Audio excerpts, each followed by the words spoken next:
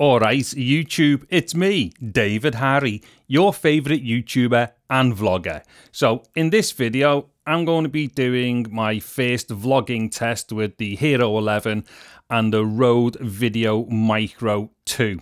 Okay, now I'm going to try and get this as quick as possible, and then I will do a summary. You probably want to hang around for the summary if you're into such things.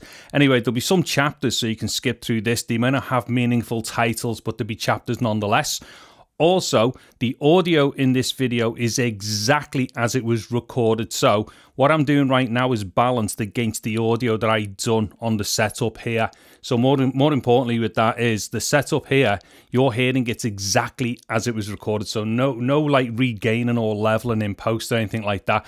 Anyway, I'll dive into it. But yeah, defo hang around for the summary because there's some interesting things about this setup. Okay, so to start this test off then, what I'm going to do is just go for a little leisurely walk through the park. Now, I've also got the dead cat on here, and that's because it is a little bit breezy and stuff. In fact, it's kind of gusting up every now and then. So the thing is, and I always say this, anytime you go outdoors to do vlogging or basically anything with a microphone, if you have a dead cat available for the microphone, always use the dead cat, because before you go out, you might look outside and go, oh look, it's dead sunny, it's not windy or anything like that, and then you get outdoors and then suddenly you're kind of into wind and things like that you weren't expecting, and then in those scenarios you're highly likely to start destroying some of your takes and stuff. Now, if you've got an effective dead cat, that should stop all that, so you won't lose that many takes when it starts getting breezy and windy and things like that. So hopefully this dead cat is doing its job. Right, what I'm going to do now is jump by the busy traffic and let's do some stuff there to see how my voice is kind of being picked up, like, you know, pointing the camera and the microphone in and out of the traffic and stuff like that. Okay, so what I'm doing here then is just doing my usual thing. I'm walking past some like quite busy traffic and seeing how well the microphone picks me up. So what I'm going to do is wait for these cars that are about to go by, which they will go by shortly in a few seconds. Here we go. So the microphone is pointing at me, but also it's pointing into the traffic. Now, because I'm obviously closer to the microphone than what the traffic is, I should be getting picked up more than what the traffic is. So how well am I being picked up? Am I being picked up well enough over the traffic? So now the traffic is directly behind the microphone, and obviously the microphone's pointing at me. How well is it rejecting the traffic? Then if I turn the microphone around and the camera and point it straight into the traffic, how well is it picking up my voice? Okay, so whilst that test there by the noisy traffic is a good test, because it's going to give us an idea of how well the microphone is picking up my voice, either when it's pointing straight towards the traffic and I'm between the traffic and the microphone, or when I turn the mic around just to see how well it's picking up from behind. And when I say how well, you don't really want a microphone to be picking up that well from the rear when you're doing vlogging and stuff like that, especially when you're around like noisy sounds and stuff like that. But now that it's a lot more quieter in the park, there's still going to be rumbles of traffic in the distance. What I'm going to do now is a polar pattern test. So I'm going to turn the microphone around and see what it's like at picking me up from the sides and the rear. Now, the thing with this, because the microphone is a shotgun microphone, it's just got a bit breezy by the way, because the microphone is a shotgun microphone, although how effective it is at being a shotgun, I'm not too sure, only because it's got a very short interference tube. It will have what's called a rear lobe, which is basically, if you can imagine, another cardioid pattern behind the microphone, so it will pick up behind the mic more than what a standard cardioid would. Anyways, let's see what it does. So that's now me at one of the 90-degree axes to the microphone here, and I should have dropped off a fair bit there.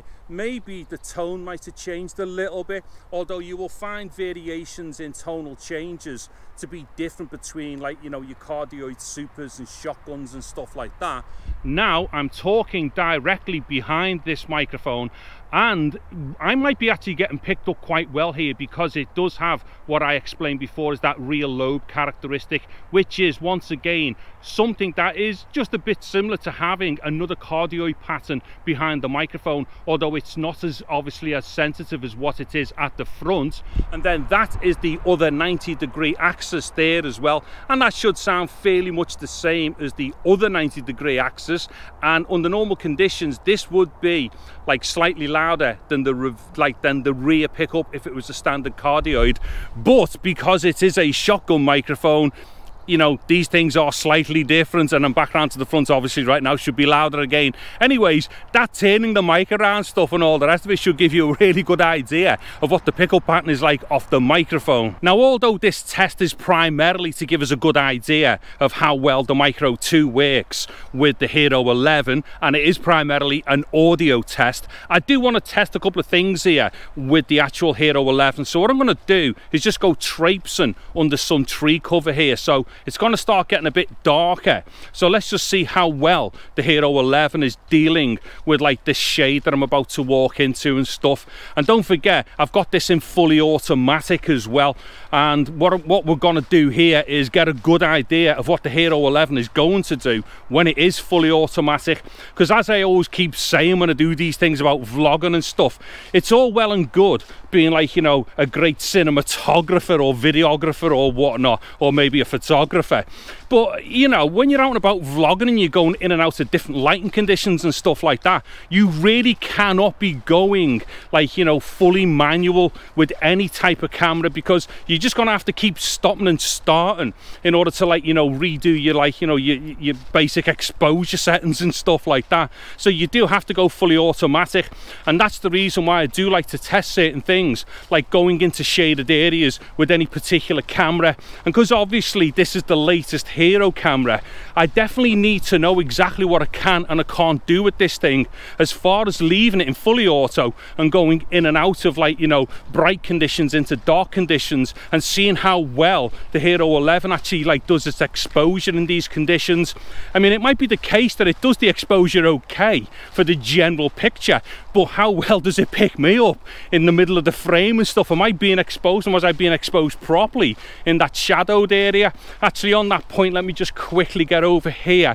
I'm about to hit some real bright light here, so what I'm going to do is just do a little quick turn around here. Now obviously I'm falling within my own shadow here, but let me just turn around like here, like this for a bit, and let's just see exactly what goes on once I start getting lit properly with the sun now being directly behind the camera and stuff. There's still tree cover there a little bit, but it's very bright coming through because we're now losing all the leaves on the trees and stuff, which is probably going to be good for me because I use 5G at home and I have external antennas for my internet system, and so basically I actually get blocked from line of sight to the antenna or the mast that I pick up my internet signal from because of all the foliage on the trees. So about this time of year my internet speeds start getting better. Anyway, that'll give us an idea about the exposure and the auto stuff. Now what I'm going to do is just go and do a little sit down and finish off this little test. Okay, so I'm not going to labour the point too much with this take. It's just to give us a rough idea of, you know, what this is all going to sound like when you're a lot more relaxed and just sitting down, and maybe you're concentrating a bit more on what you're talking about.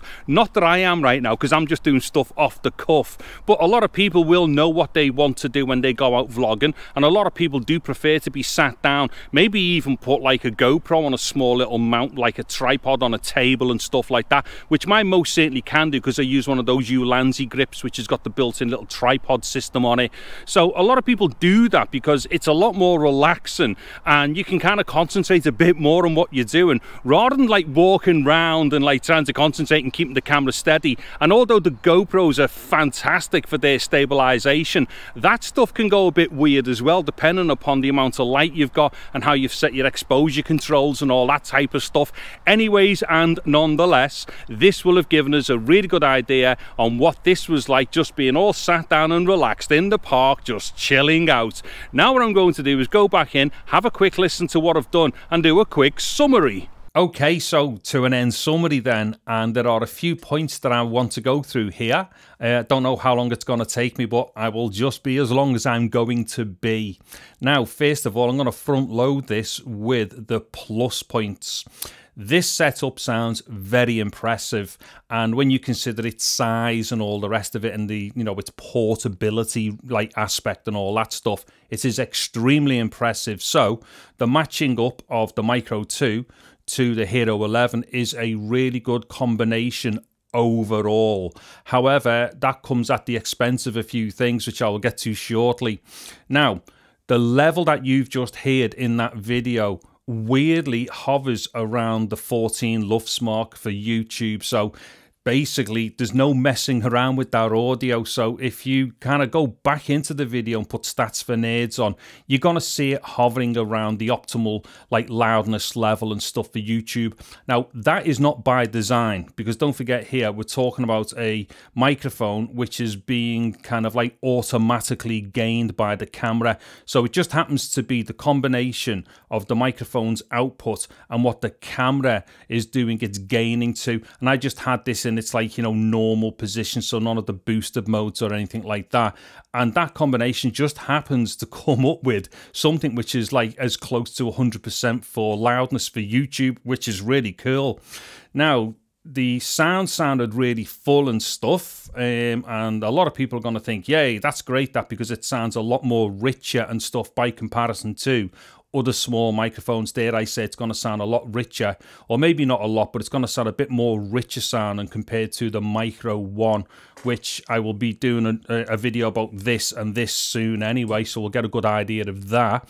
Another really big plus point here, as people will know who have seen my previous videos about this particular microphone and say the go-to and stuff, they definitely cause overloading problems for certain types of cameras. So there's a number of Sony cameras where these microphones will definitely clip the input on the peak transients and stuff.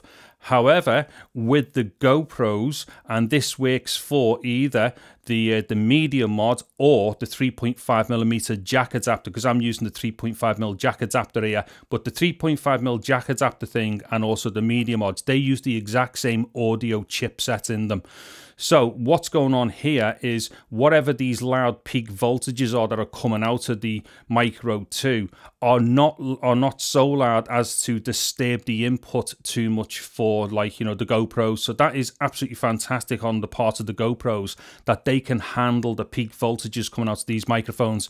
So whereas I've been doing videos about the problems to do with the Micro 2 and also the Go 2 to do with the clipping and distortion going into some of the Sony cameras, it doesn't really happen with the GoPros.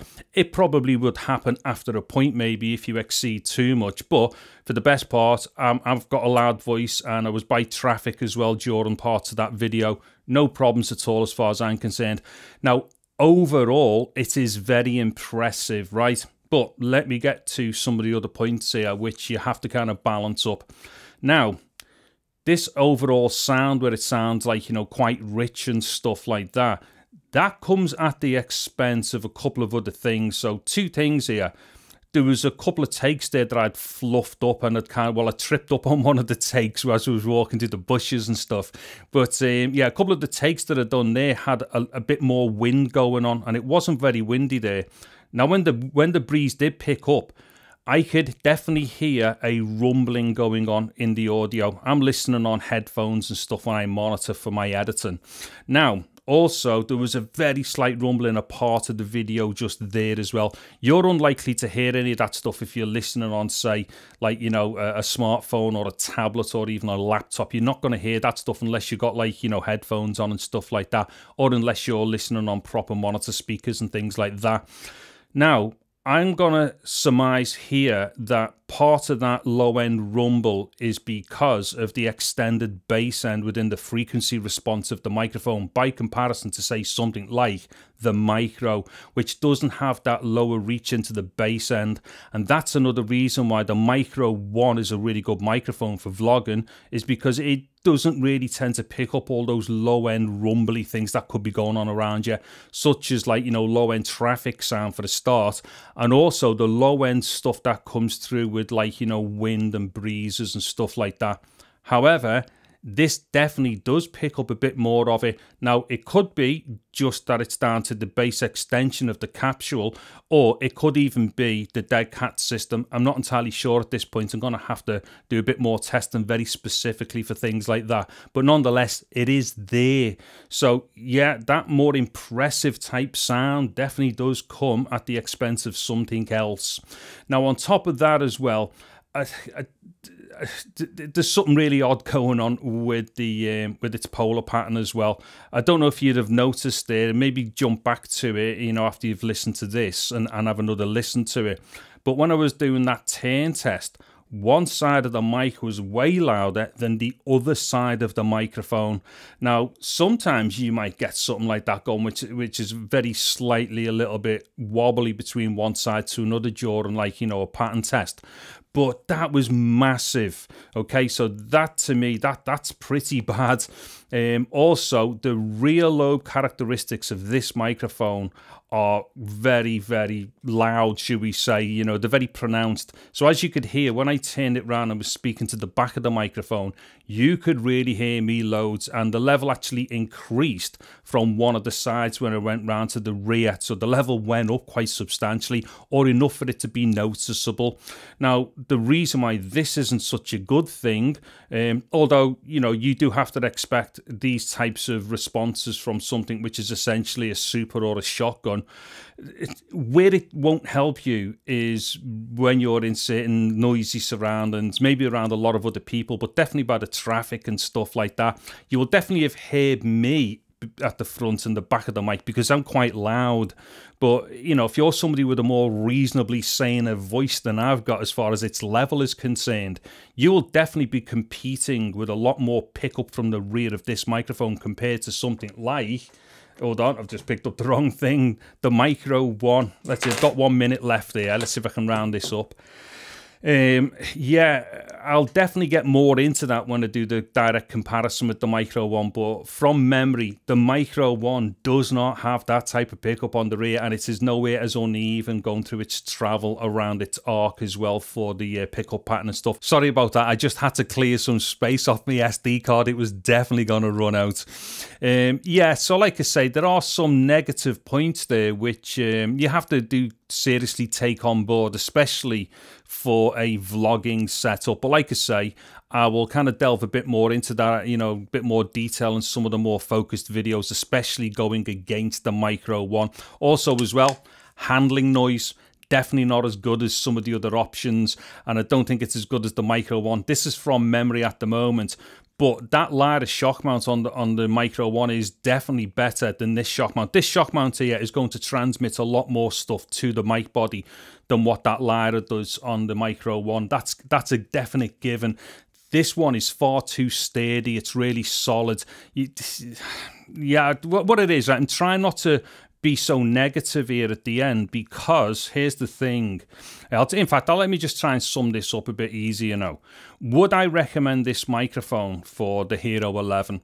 I would definitely say absolutely yes for most people, okay? I'm going to say most people. What I mean is this is a no-brainer of a simple, straightforward, easy to use setup without too much messing around. And especially if you want to upload your files directly to YouTube, you don't have to do any post-production for the audio. If you just want to do simple uploads, it will work amazingly well as far as the loudness of your dialogue is concerned. Actually, on that point as well, let me know in the comments if anyone's interested in knowing how to do a particular way of editing which doesn't actually re-encode your footage. As for instance, you take a file, say from a GoPro or something, whatever, and you don't want to go into a full-blown like video edit, but there's just bits you want to take out. And basically, there's a way you can do this where you kind of like chop out all the unnecessary bits and just do a straight cuts-only edit, and it doesn't transcode the actual video file, so no re-encoding goes on. So it'd be exactly the same as directly uploading the file as it was straight from the camera. If anyone's interested in that workflow, let me know, and it's actually a free workflow as well. Anyway, so for something like that, yes, this will be absolutely perfect. However, it would be remiss of me if I didn't mention these negative points. However, like I've just said, at the moment, I've got to do a little bit more testing so I can be really accurate on what exactly would be the negative points that I would be pointing out, or what is the cause of them. They definitely do exist, but right now I'm not entirely sure what is causing them, so I've got to do a bit more of that. But overall, as a no-brainer of a setup, yeah, I would definitely recommend this. I would not recommend this microphone for people on Sony camcorders, as my other videos have shown. However, for this camera, and there will definitely be other cameras that it's going to work dead well with. This is actually a really good setup, I think. However, there is one last thing that I need to touch upon here, and this is something that I will go into in a bit more detail, a lot more detail actually, in another video. And this is something that I've seen within the comments for my first couple of videos about this microphone. So the likes of Tone from Tone's Adventures and John Lensman and Wayne from Wayne Rex and stuff like that, these people are all hovering around the same kind of like narrative, as it were, and that is, what is the point of this microphone? You know, and I don't want to delve too deeply into this because I think this is going to be a really good video that I can do about this. But what is the point of this microphone? It is not different enough from the next mic up in the Rode range. And as far as its differences from the Micro 1 are concerned, it's placed itself price-wise way out of that bracket where the Micro 1 sits as well. So this microphone, I don't know, don't say too much right now, but it's almost as if Rode have made this microphone to push you into buying a Go 2, you know what I mean? And it might be one of those as well where the positioning that they've put the price at is also one where they're going to sell a lot more Micro 1s because of it. If so, it's definitely a very good marketing decision by Rode to have done that. However, I just think, you know, it's a little bit stressful on the whole like low end range of microphones, especially by Rode, to introduce this mic in the way that it's being done, because it is too similar to the Go 2 to not go and buy a Go 2. And you know, I keep saying I shouldn't be going into these details. Right, the Go 2's not on the table here, but here's the thing for you. I've seen a couple of comments saying, oh yeah, this is a great mic because it's shorter than the Go 2. Well, do you know what? It actually isn't. And let me just show you what I mean by that. Right, so the mounting point for the microphone being there, when you place that there, say on a GoPro or a lot of cameras with like a wide field of view, that mic, once it's got something on it, in fact, the mic bay will enter the field of view, okay? And then once you put a dead cat on or the foam filter, it'll enter field of view. Now, the thing is, people are automatically assuming that because it's a smaller microphone, it's going to be a lot more versatile for smaller setups compared to the Go 2. However, see that entire section of the actual Micro 2 there? It is exactly the same as the Go 2. So what happens when you mount the Go 2, its mounting point and the way, like, you know, where basically the capsule is, and which is like the line where you would go down to for your connection to the camera's cold shoe, or, well, you can put it on a hot shoe as well, but it's not a hot shoe mic. That there is the exact same distance that the mic will hang over into your field of view on the Go 2. So the size of this is good for convenience, as in packing it smaller, but it doesn't actually give you any advantages over the Go 2 as far as its position on the actual cold shoe is concerned in relation to the field of view for the camera. There's a whole bunch of things I've got to explain about. Oh, why am I throwing that one over there? That needs to stay here. There's a whole bunch of things I need to go into. What it is, I'm dead eager to talk about a lot of things to do with this microphone. However, no one's going to listen to a 50-minute video, so I need to break these up into meaningful things. So there's going to be a couple of videos come up. I'm going to do a physical like comparison between this and the Go 2. I've already done the, you know, the audio section or the audio test, but I'll do a physical comparison so people can get a really good idea, you know, as to what really are the differences. There's a whole bunch of similarities. I can't keep going into them in this video. And then I'll do the other thing with the Micro, and I'll do some very specific tests as well. I will probably end up doing at least 6 videos to do with this microphone, which some people may think is excessive because, you know, it's only like a cheap mic. Why would I do so many videos about a cheap mic? Well, the simple fact is, the Rode VideoMicro, in my opinion, is definitely the best vlogger mic that's ever been made. Something that's very specifically brilliant for vlogging, and a lot of its so-called deficiencies that other vloggers will be spouting about, and all those clowns on YouTube who profess to be microphone audio channels. They're missing the point with this microphone. Now, this microphone is absolutely fantastic, and right now, I would definitely say buy one of these, not one of these. Okay, you know, especially if cash is, you know, if you're cash strapped and stuff like that. But just in general, I would definitely buy one of them over one of them. Not saying don't buy this. If you want to buy one, buy it for a particular camera where it works well with. But nonetheless, the Micro 1, yeah, I don't know. It's been my favourite vlogger mic for ages, and that's the reason why I will concentrate a bit more more on the Micro 2, because for me, the Micro 2 should have been the replacement for that, and it is not for me, and I'm fairly sure it's not going to be for a bunch of other people. Anyway, so yeah, just rounding this up, when you start listening to all these clowns on YouTube, especially those people who Rode have sent the microphones to, because I've not heard one of them actually say anything bad about the mic, you know, just take on board a lot of their stuff with a pinch of salt, because they're not actually doing comparative testing properly and stuff like that, and they're most certainly not delving into the negative sides of the microphone and what's causing parts of the issues with the microphone. And as I've already proven, there are a bunch of negative things about it. Okay, I'm cutting myself off right here because me and my big fat mouth don't know when to stop. Right, there will be a number of other videos coming up because I have a lot of things to say about this microphone, some good stuff and some bad stuff. Anywho, I'm David Harry. Thank you very much for watching this video. Take care and goodbye now.